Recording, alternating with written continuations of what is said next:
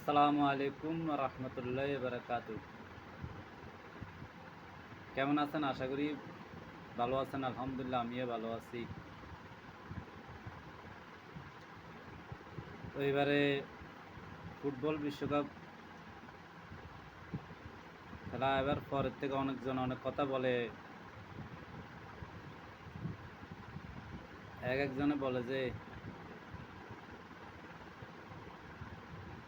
Argentina যদি জিতে তাহলে আমি মাথা চুল ফালা দিব, আর যদি না জিতে তাহলে আমি চুল ফালাবো না, কথা দিলাম। তো কথা রাখছে, ঠিক আছে, কিন্তু আমার প্রশ্ন লই যায়, আর্জেন্টিনা তো জিতে গেছে, আপনি চুল ফালা দিছেন, কি লাভটা হয়েছে আপনার? আপনার কোনো লাভ হয়েছে? কোনো লাভও নয়।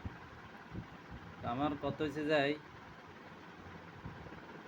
ঈদের জন্য তো আমরা এত ইয়ে করবার প্রয়োজন নাই। তো আমরা ঈদের জন্য চুল হালা দিব বা বাজি ধরতে হবো?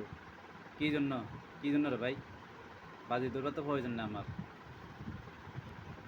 হয়তো আমার কথাগুলো অনেকে কাছে ভালো লাগবে না, কারণ হক কথা বলে ডক লাগে না।